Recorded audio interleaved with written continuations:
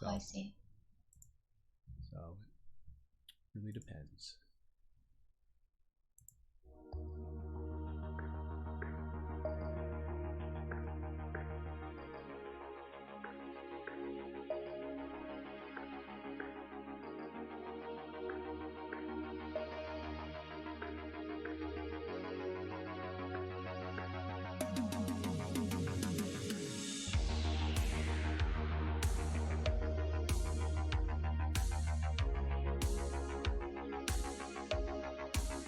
Should I mute you on Twitch?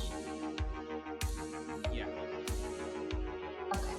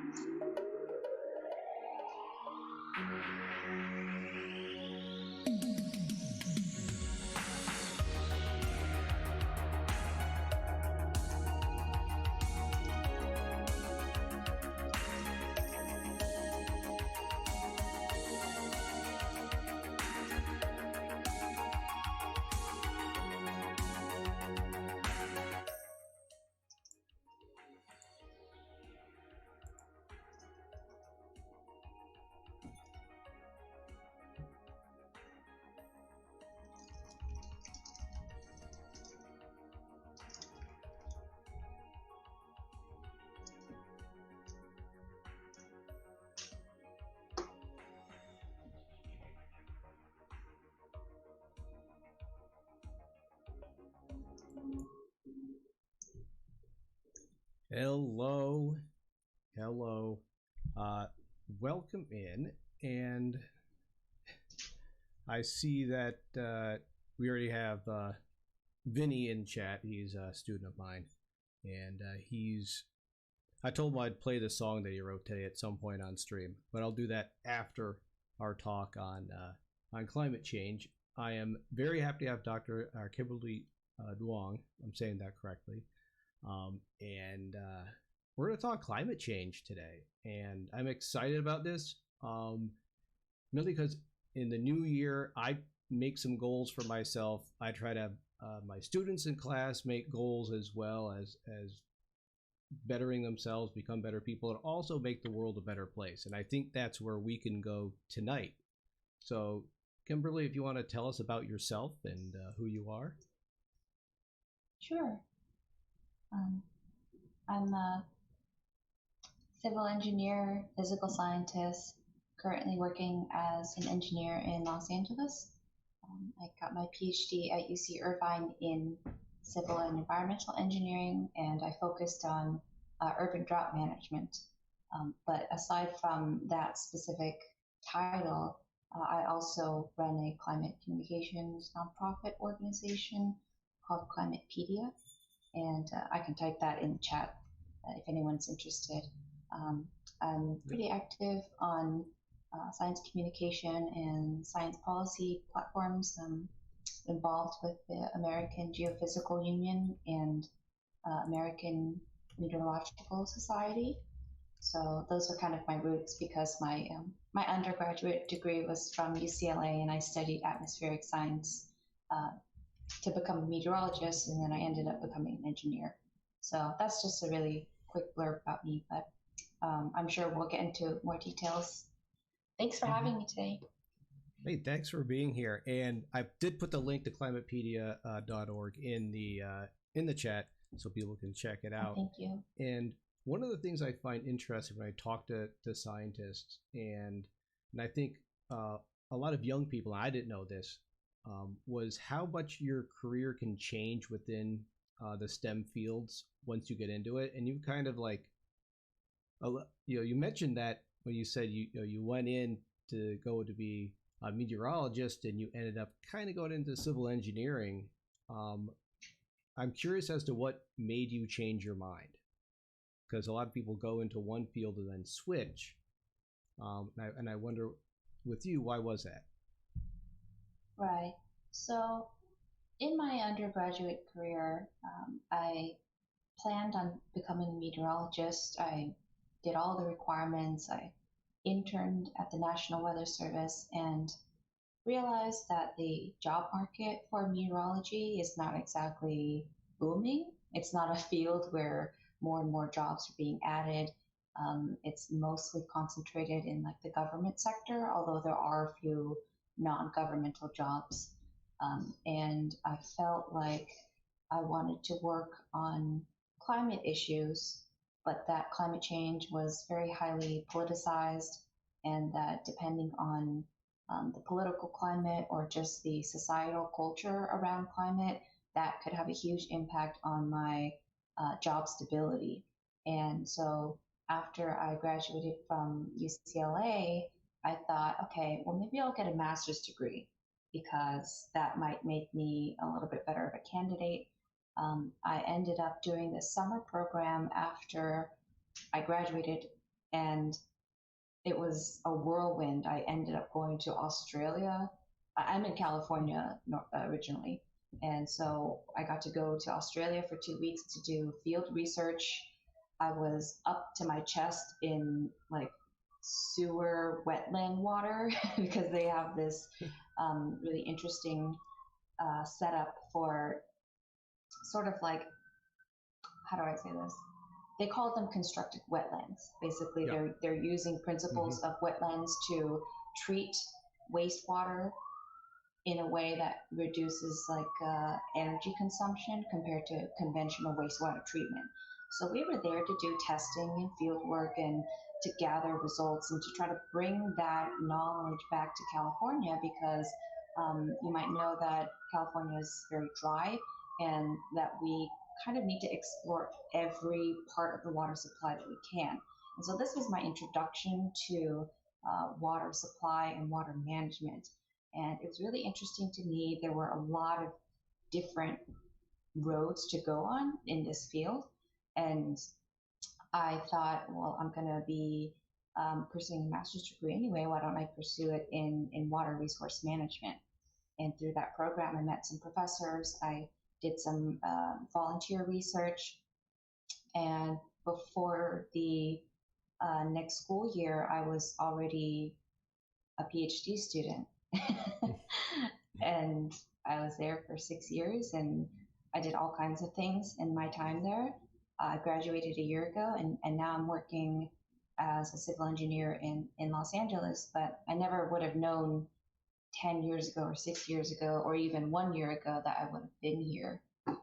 So yeah, there are a lot of different roads to go down. And even within my PhD, there were a bunch of different paths that I could have taken. Like during my PhD, I actually took a break to move to Washington, D.C. and do a fellowship there on science policy. And so while I was there, I worked for the National Academies of Sciences, Engineering, and Medicine. It's, if you haven't heard of it, it's like a nonpartisan science research reporting organization. Their main customer is Congress, and they were created over 100 years ago by charter by President Abraham Lincoln because he wanted scientific information that was not partisan. And so it's still going now. And I was on the board of atmospheric sciences and climate, helping them with a few of their projects at the time around climate communications. So anyway, that's just Yeah, and Vinny a in little chat sample. says about your story. He says that's really cool. Um, and you don't know this, but almost everyone that I've had come on um, attributed their career choices to a summer program, whether it was right, whether it was in seventh grade or whether it was like a summer postdoc program or something. So Yeah. many people kind of have that great summer experience where they really get the bond with other people and they really get sometimes literally waist deep in their field of study, and they come to some kind of fruition, right? There's an epiphany that, oh, this could be me, whether that is seventh grade up through PhD. So I think that really goes to how important it is for people to support summer programs in the sciences, whether at any level. Um, I think that's really cool too. So just a little observation I had about that. So I did summer camps myself all the way through, where I taught science all summer. So I became a science teacher. There you go. Um, so really, really cool stuff. I love these, stories of how people get to where they are. Um, now, what is it that has changed? I want to talk about this past year, as bad as it was. How do you think 2020 has changed the lens on climate change? Do we think differently now at the end of 2020 than we did going into it in regards to climate change? Yeah, so there are a few, I guess you could say, longitudinal surveys that have been done over time. The one that I like to quote the most is the Yale Program on Climate Communications. They issue these nationwide surveys asking people opinions and questions related to climate change. Um, they have these really cool map visualizations, and they have them across time. So after I finish, I'll link them. But basically, they ask the American public through surveys, do you believe in climate change? Do you think that scientists agree that climate change is happening? Do you think it's affecting you now? Do you think it will? How harmful will it be for future generations? Things like that. And what they've observed is that over the last few years, I guess really over the past decade, is there has been an increasing amount of awareness, concern, and consensus around the fact that climate change is happening. But the main, I would say the interesting points about that is that even though people identify and agree that climate change is happening, it's real, they don't see themselves personally as being affected or threatened by it. There's this map that shows, do you think it will harm future generations? And it's like 95% or something like that across the country. Yes, it will, definitely. And then there's another question like, do you think climate change is personally harming you or people around you now? And it's like the opposite, barely anyone has said it. And then the most striking question on that survey is, do you talk about climate change even sometimes, occasionally? And even places like New York, California, places we normally see a lot of support for climate change, climate action, most people say no. And let me see if I can pull up the maps really quickly if you wanted to pull them up. But that is the most stark, I think, representation of why information is not enough. We have to take action, and we have to connect the dots for people. And I think that it's easy sometimes for people to see, oh, that's going to happen to them, and we should be concerned because it's going to happen to someone else, but it's not going to happen to me. And I kind of think, a lot of people going into COVID and everything had that thought as well. Well, someone else will get sick, but it won't be me. And it's that I think human nature to not want to think ill of oneself.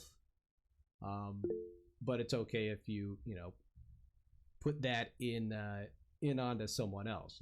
So I think that's a human nature kind of thing, for sure. So I'll pull that out. Yeah, that's definitely. I'll put that over in the chat as well.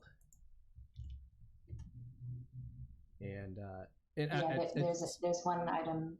Global warming will harm me personally, and it's like barely anybody thinks so.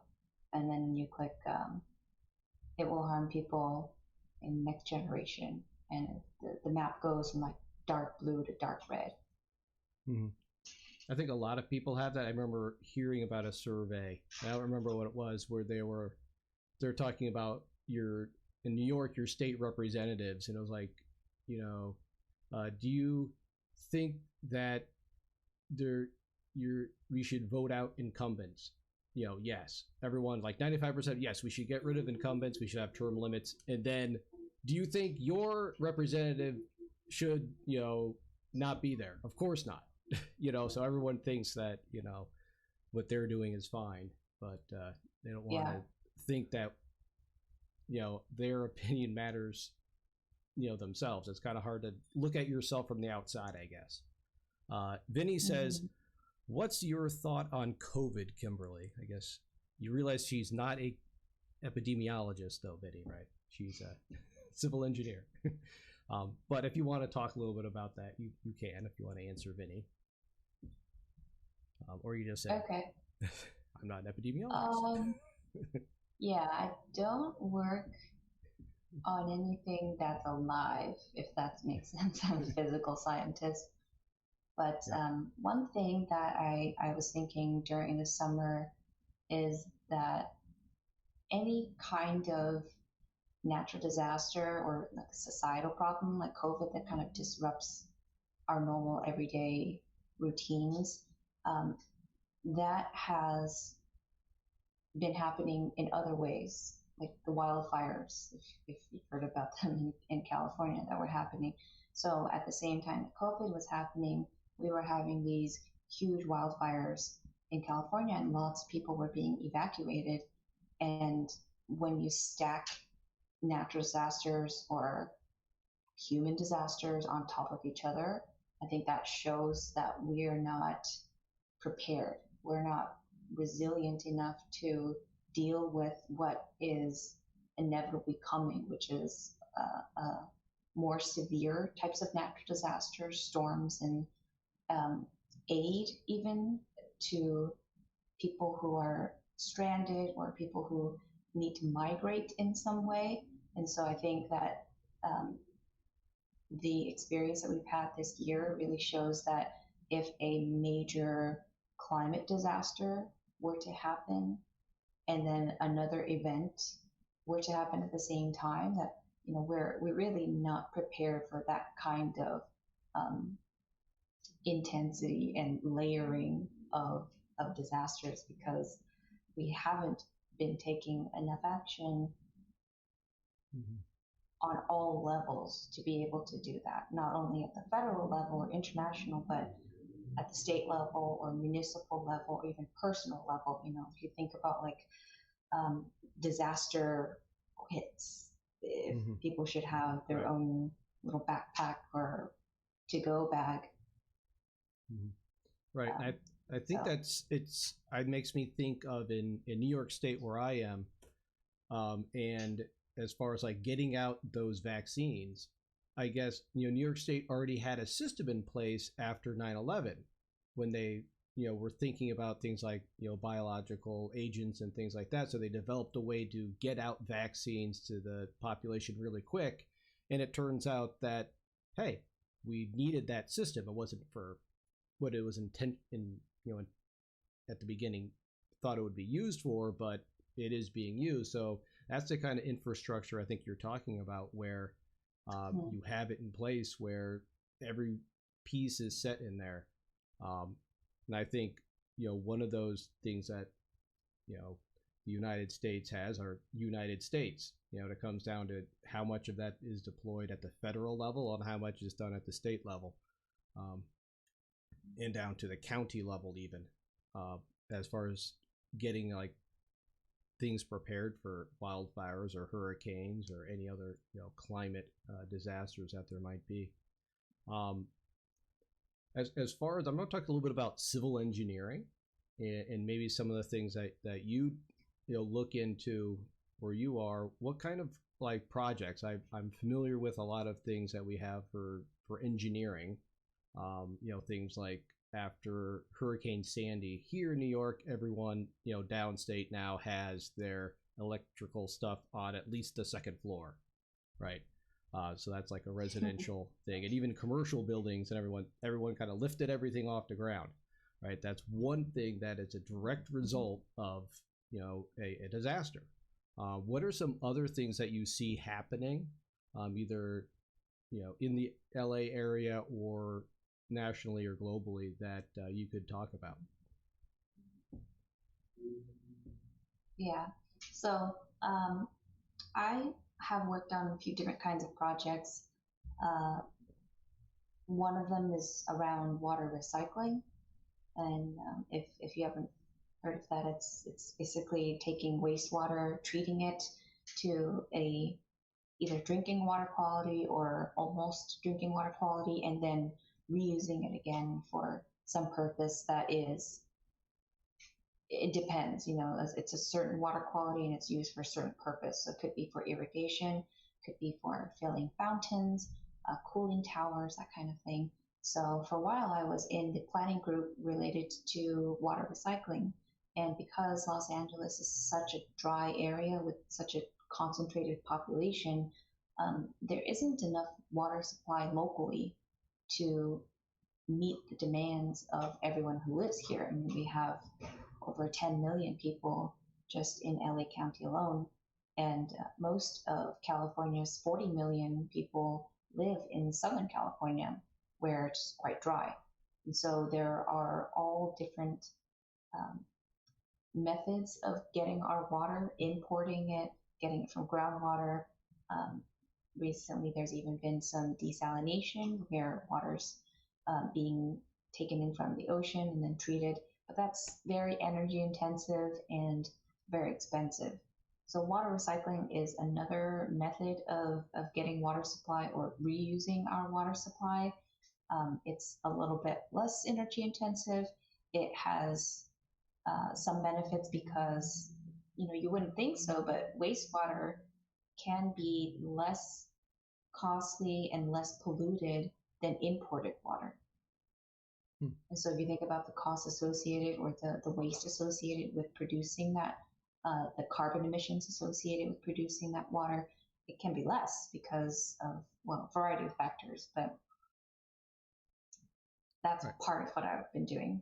Recently, I've been doing more project management on very large pipelines that are very old.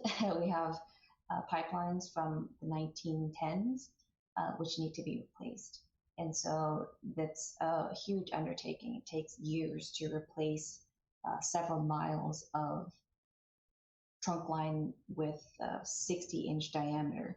And so that kind of project is, even though it's maybe 5 years in construction, it's really kind of decades in the making.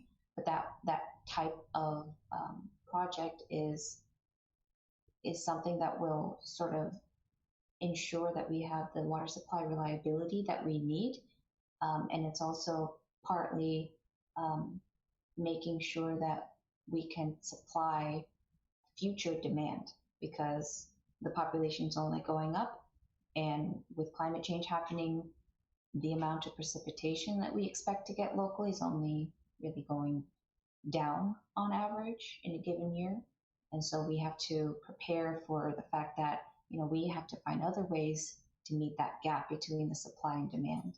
Yeah, I imagine it's hard enough to plan ahead 1 year, let alone 10 years, 40 years. I mean, you consider the one you're replacing is, over 100 years old, almost. It's in 20 years from now, the system that you're putting in should still be functional, but also be able to be upgraded, and easily have maintenance done to it as well. So that's a big undertaking. Yeah, exactly. So the water industry really thinks in terms of decades. And so based on climate change projections, that's where we're headed. We have to take into account that we can't rely on precipitation. We can't rely on snowpack anymore. We can't even rely really on imported water because other places could have huge changes in their precipitation. And so there's been a push at the city level from the mayor to really treat 100% of the wastewater that we can, so that we can be more locally resilient. Right. And from what I understand, California doesn't have a lot of groundwater, and that's a whole nother problem as far as the agriculture in California as well, which is a huge industry that the entire country relies on. So getting enough water is vital for the entire country. That California has that. So it's the type of thing where you might not, like you said, you might not think that something will affect you personally, but it does. If I want my strawberries, well, I'm going to need California to be able to have water, and be able to deal with climate change. Now, one of the things that I've seen talked about a lot more in the past year is that climate change. Some people are saying it's no longer about preventing it from happening; it's about planning for its eventual arrival. I mean, it's already here, but the repercussions of climate change. So, we really shouldn't be focusing our efforts, our science and our engineering on, preventing, climate change or reducing, greenhouse gases, but we should be more focused on dealing with the issues that it's going to bring about.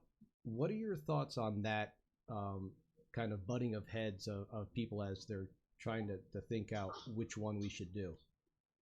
Yeah, that's a really great question. And you could think of it as the mitigation space, right? That's the curbing of greenhouse gas emissions.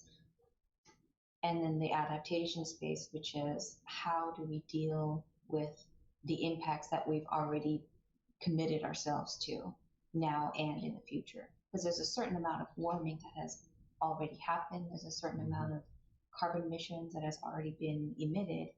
And so we are committed to a certain amount of warming in the future. And so that's something that we have to deal with whether we want to or not. And, people have different opinions about that. I personally am more oriented towards problem solving and dealing with issues on a pragmatic level. So I lean more towards being interested in adaptation because I think that is something that we haven't spent much time in the scheme of decades. We've been mostly talking about how do we reduce our carbon footprint as opposed to how do we deal with the carbon that is already out there and all of the downstream effects. So I think it's in some ways like people debate whether one is more important than the other, but I would say that both are important. And there was a really good analogy I saw from this really famous climate professor named Michael Mann. It's like a faucet.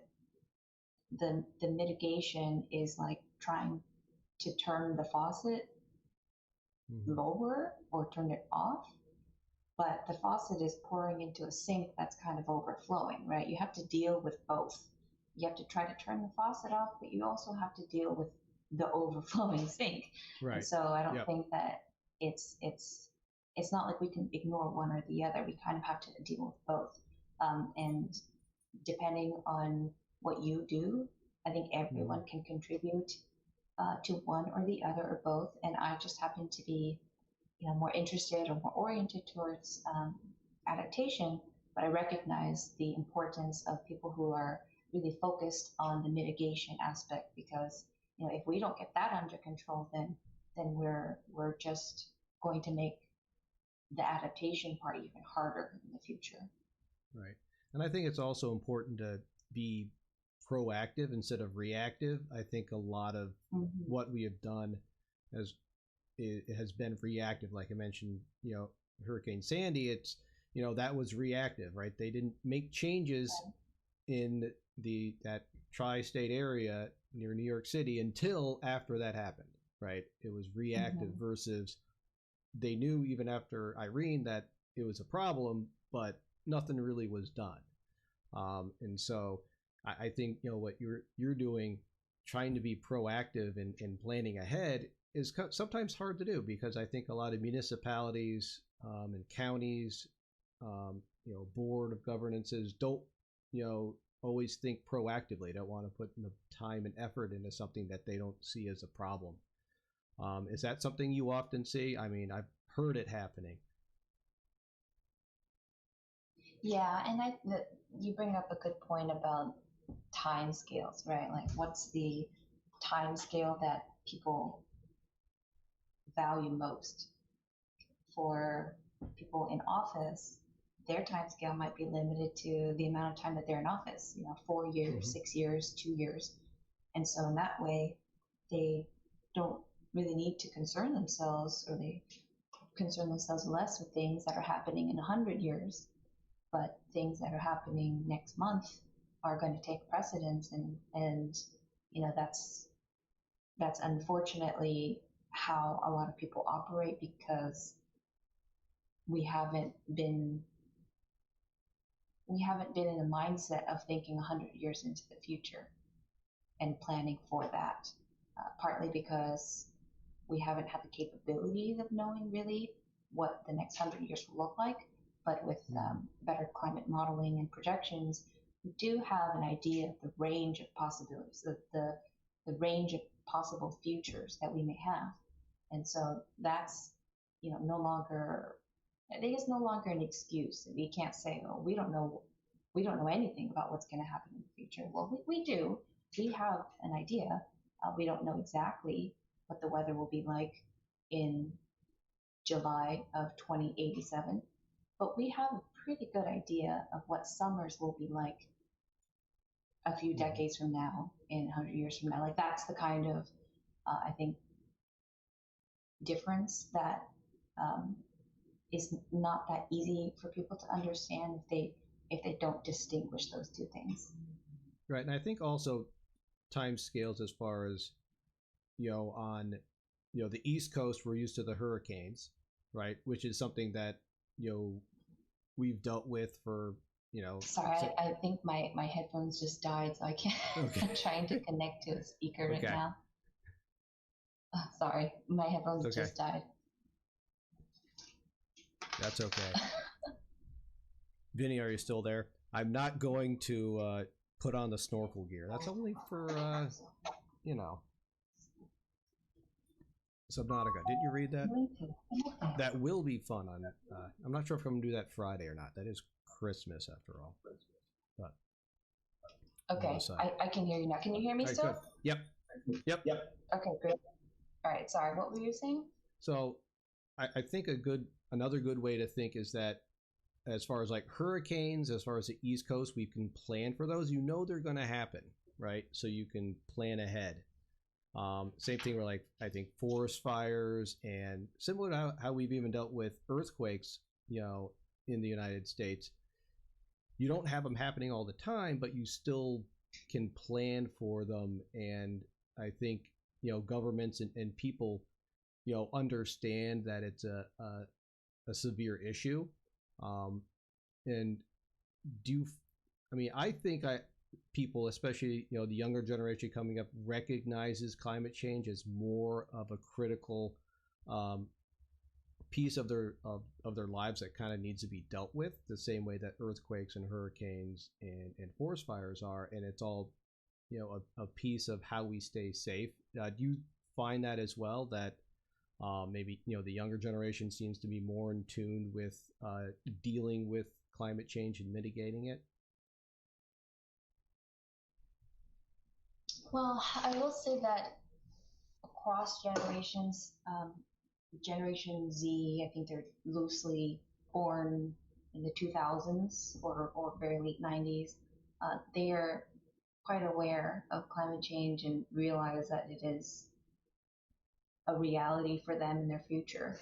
I've done some classroom presentations, and they're so aware of it that in some ways it's hard for them to feel like they can do anything because they're not of voting age, they don't work yet, they can't do much outside of their own personal lives, and it gets really hard sometimes for them to feel like they have an impact. But I think with I don't know if you've heard of the Fridays for Future or Greta Thunberg, this new wave of the young generation being very vocal about climate action, Sunrise Movement being a huge uprising of youth who are interested and invested in dealing with climate change and carbon emissions. That has historically been not been the case, and so I think that's been a really great thing for me to see, because it definitely, I'm a millennial, and I did not see that when I was at that age in high school and undergrad. We didn't have these mass movements of so many people of our age being activated and taking a year off to do a fellowship about climate action. That wasn't an option for us at the time. And so I think there are a lot of things that they will accomplish, but I also think that we can't wait for them to do that work. It's not on them to get this fixed or to address this issue. Yeah. I'm a Gen Xer myself, and as a Gen Xer, I look back to the '80s, and there was a lot of environmentalism at that point, and it was kind of like we thought we had it figured out, and then you realized, no, we don't, and it's a lot worse than we thought it was. It was, I don't know if it was naive or just, I don't know. You would have thought we'd have figured stuff out. I mean, there are success stories like the ozone hole, right? That is an environmental success story that started, and through the '80s. So, and I think acid rain was another one that I mentioned in class all the time. When that it was really bad, and then science came in and people came in, made good policy, and helped end that as well. So there is a precedent for people coming together and doing environmental good to correct errors that the humans have caused, and I find that hopeful, at least for my generation. I do too. There's been so many great things that happen. Like there was a climate change town hall on CNN for this in this latest year. And that wasn't even a feature of the 2016 election. It's a little bit, it's one of the signs that we are moving in a direction where people care about climate as an issue, just like they care about education or crime or health or anything like that. And there have also been other things that I've seen in my personal life that make me really hopeful for the future, like all of the different vegan meat options that are mainstream now, or all of the different electric cars that are available out there now. And I think it's really great to see that, because people are starting to realize that we can have what we want without polluting as much as we used to. Right. And I think people have also realized, that you can't always rely on the government to do it for you.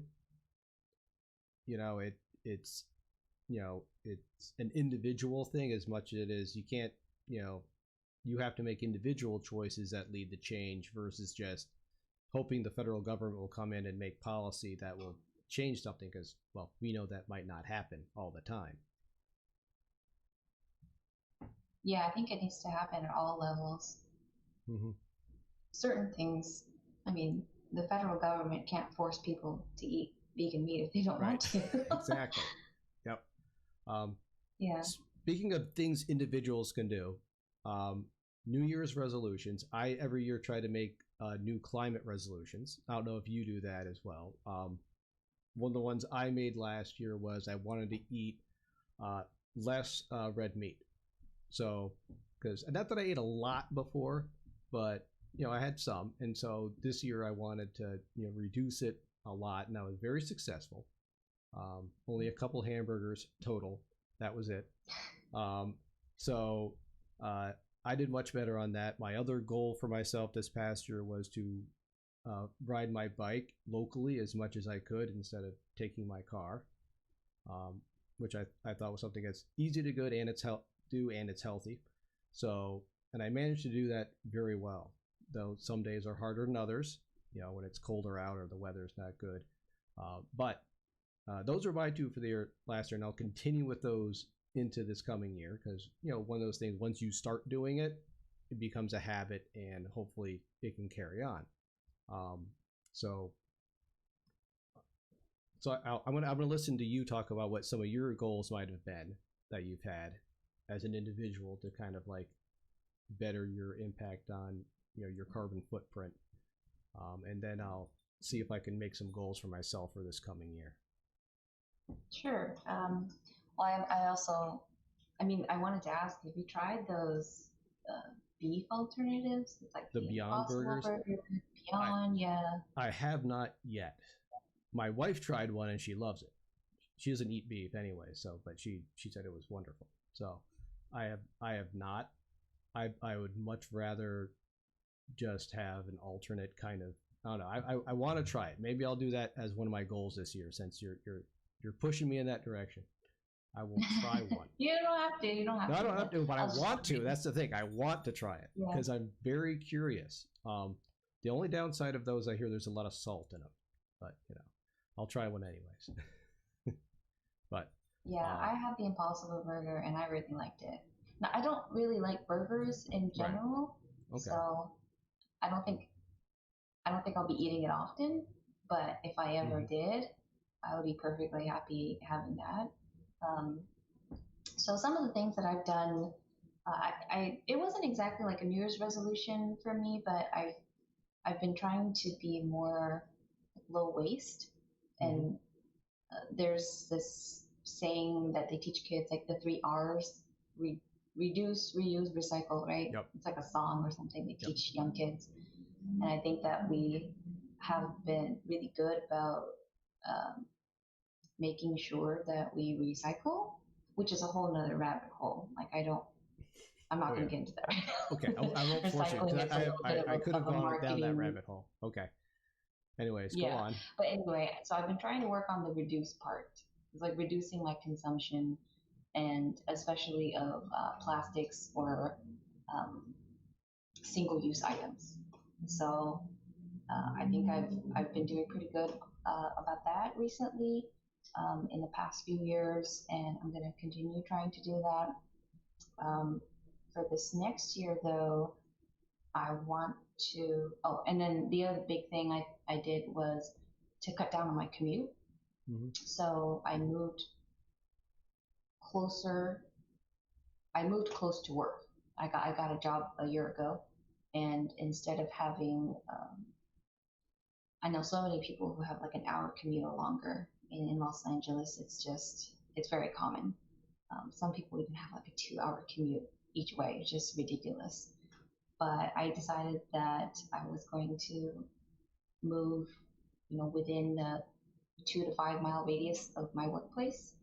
And that's worked out for me. We ended up working from home anyway, so I guess my commute's 0, but it's worked out, and I'll continue to do that to cut down on my driving.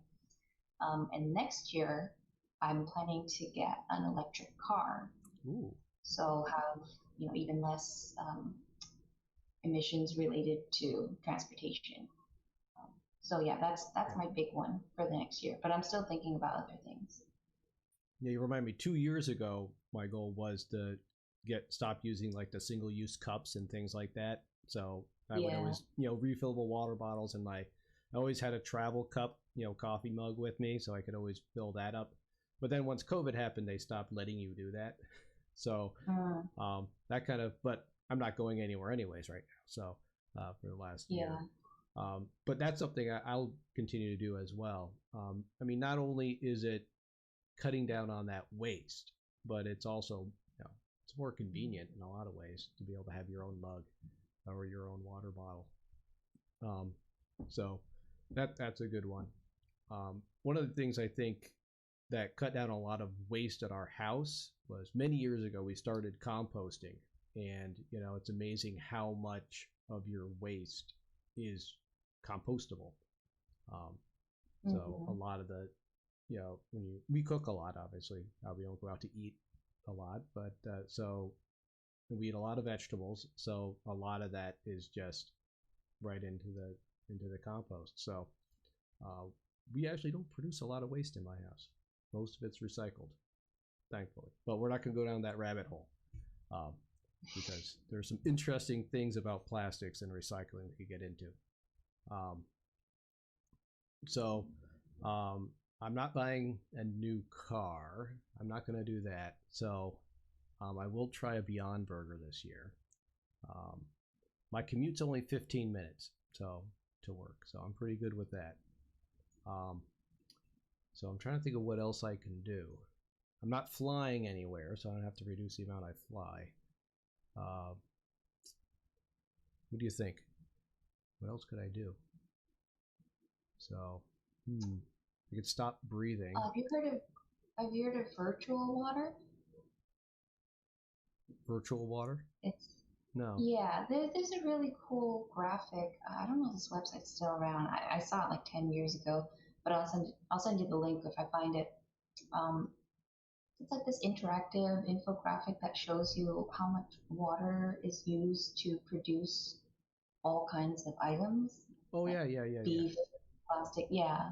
So, in some ways, the types of products or even the type of food that you eat has some embedded carbon emissions in it. So beef is a very obvious one, but there are also other foods and items that people consume that they could swap out.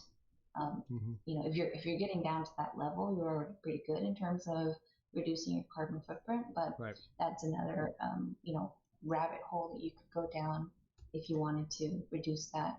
Yeah, that's one of the things I did a summer program in San Diego many years ago. It was a green boot camp, and one of the things they talked a lot about was how much energy it takes to pump water.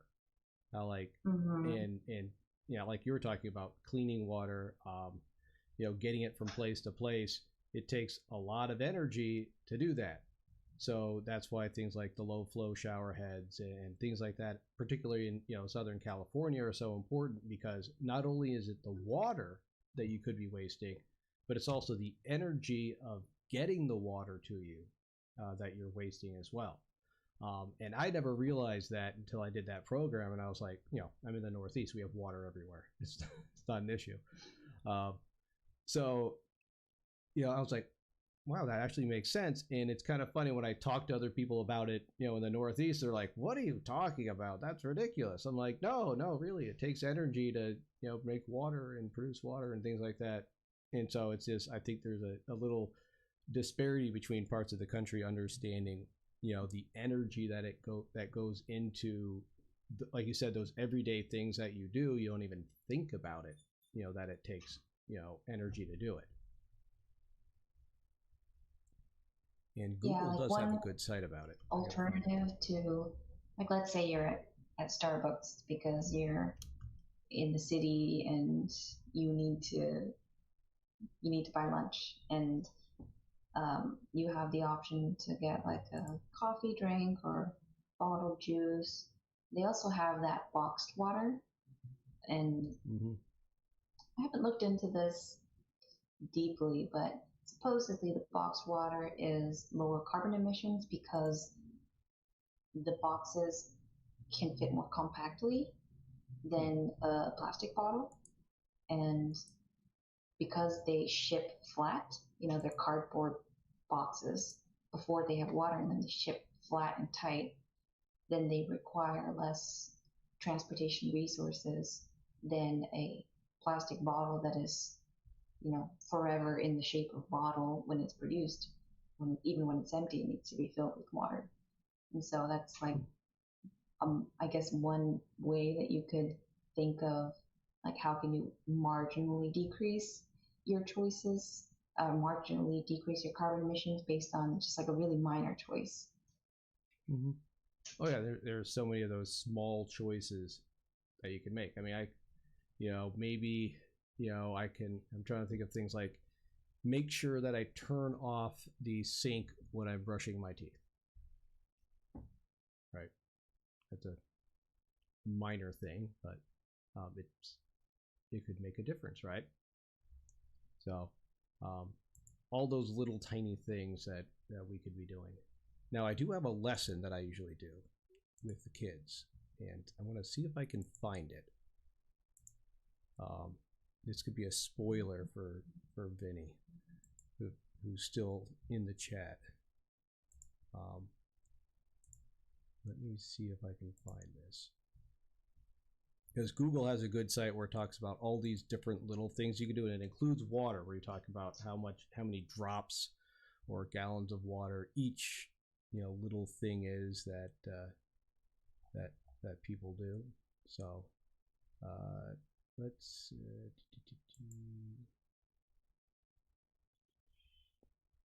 What grade level is this this for? Eighth. This is eighth grade. Teaching this to kids for eighth grade. Yeah.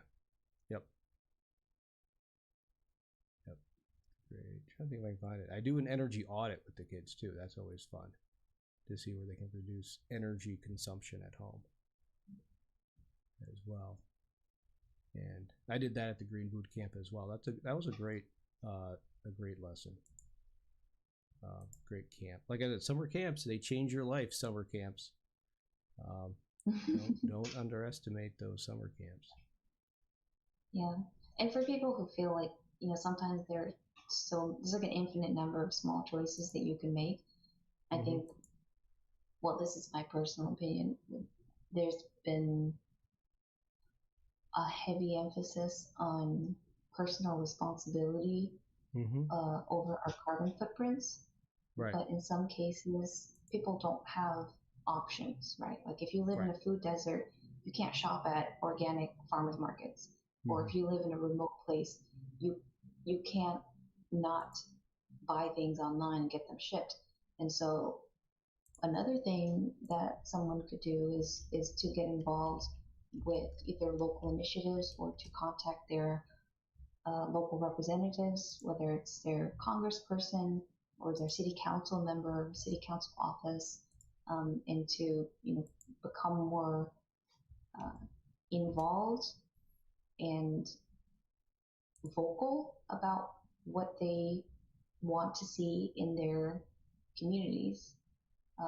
One example is there's something in the Southern California area called Community Choice Energy. I think it was started in San Diego and it's been cropping up in different cities around here for kind of rallying city governments to allow solar energy to become an option for people as an alternative to being on the grid.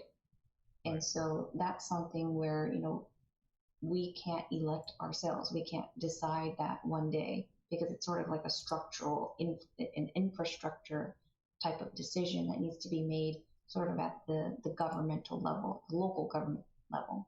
And so like attending city council meetings or being involved with movements like that can have a pretty big impact.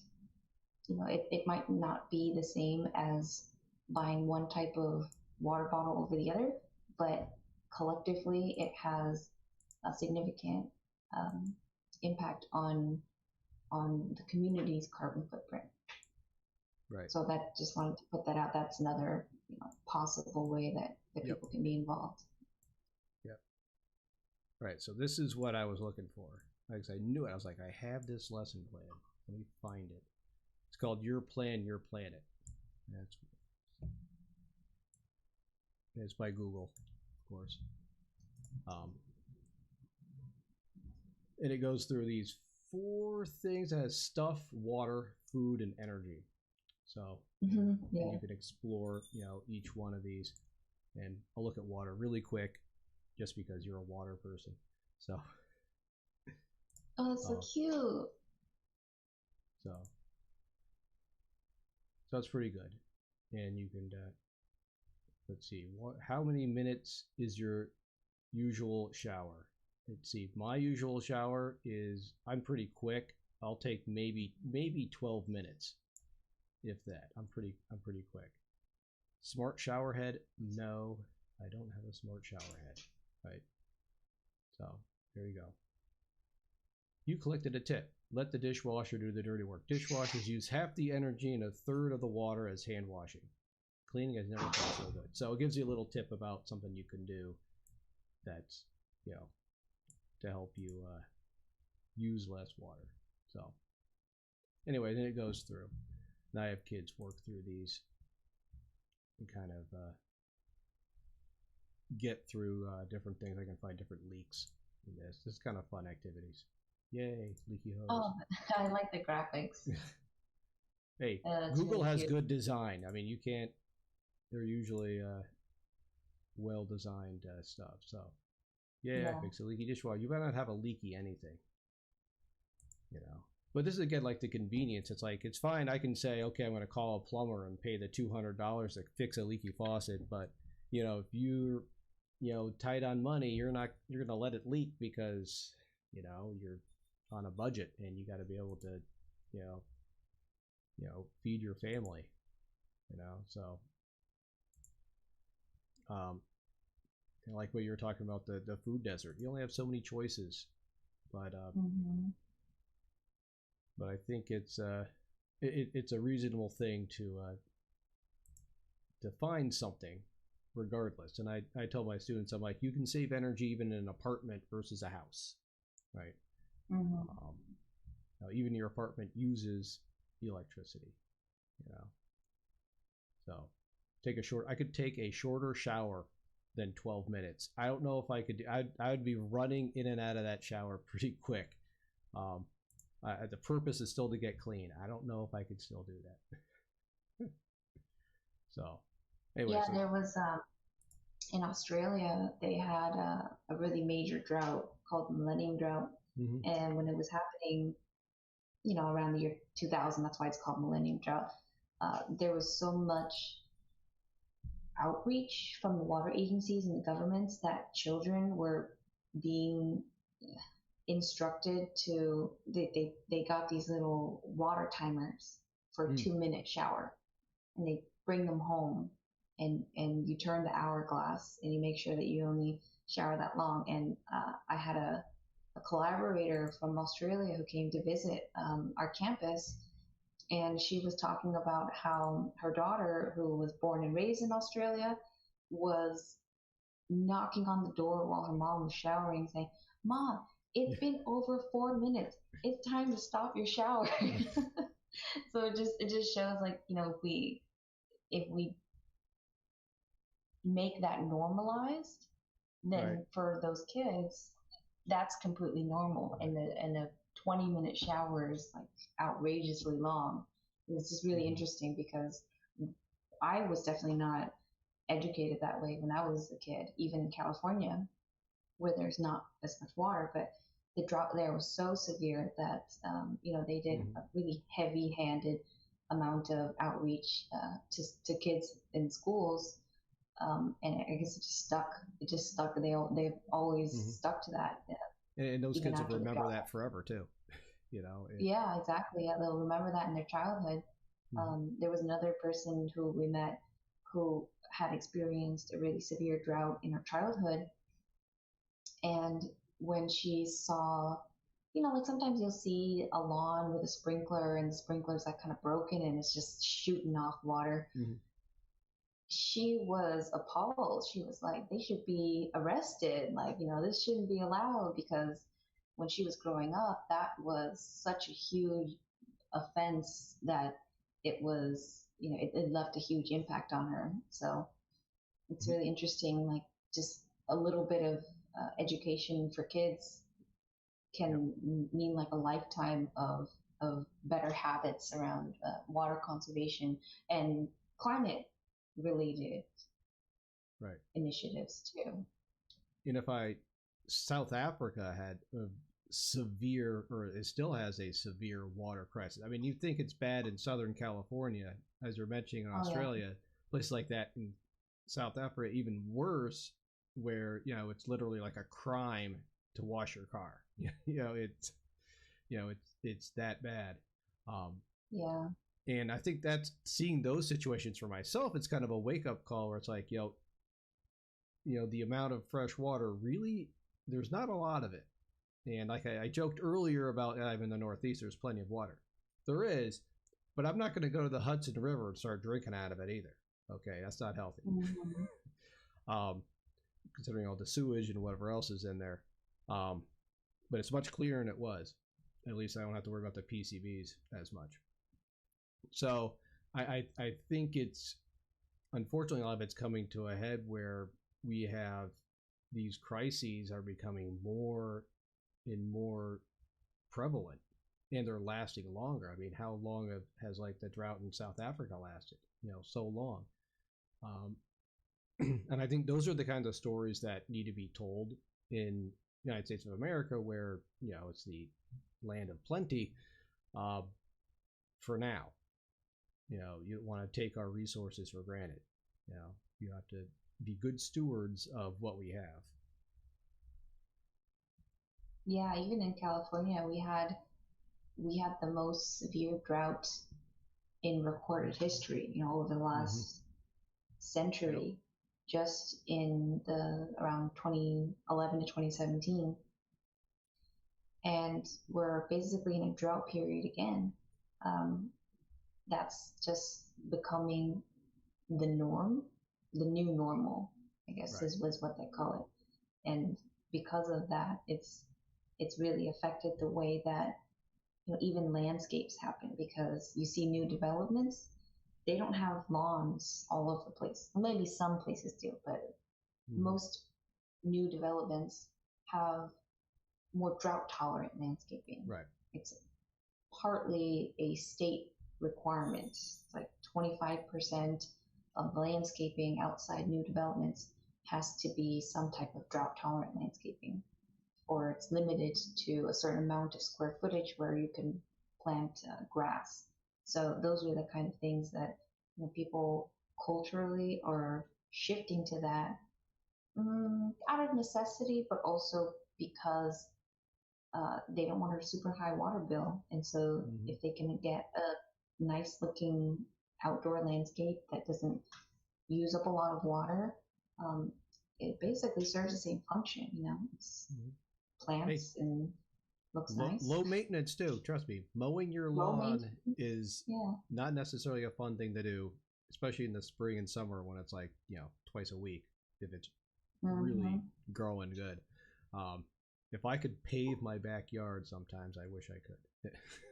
It's kind of a pain.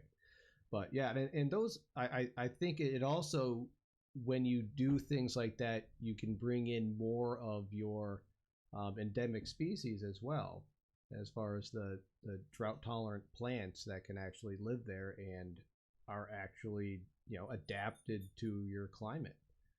And I think that's an added bonus as well.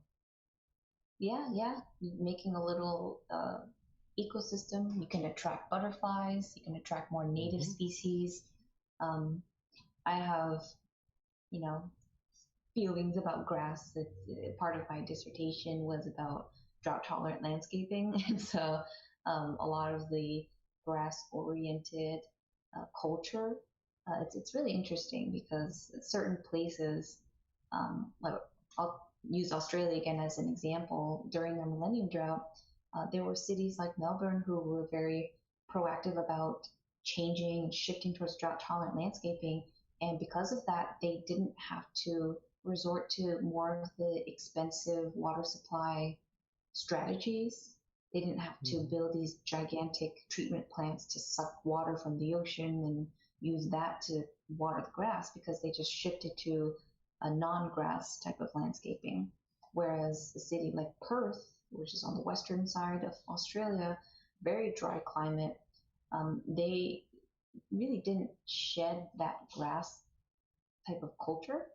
And because of that, their water demand didn't go down as much as it did in Melbourne. And so because of that, they had to increase their water supply even more and built a bunch of these ocean desalination plants, and just ended up costing them so much more to be able to maintain that status quo of the grass and lawn culture. Yeah, So it's amazing. really interesting. But yeah, the more adaptable we can be, I think is going to save us a lot of headache, not having to meet demands that, you know, in the past we could have fulfilled, but now is Yep. more and more difficult to. Yep. Well, believe it or not, we have been chatting for over an hour. Um, and so, and it's been a great conversation. And I'd like to thank you again, Kimberly, for being here. I do have a second part to my stream where we're going to end our chat, but I have some, I want to play some science themed Christmas songs that some of my students wrote. So it'll be funny. But you do not have to stay for that. I'll let you go. And we're going to do a pause here in the stream for a little bit so I can get that set up. But I want to thank you for taking your time. This was a great conversation.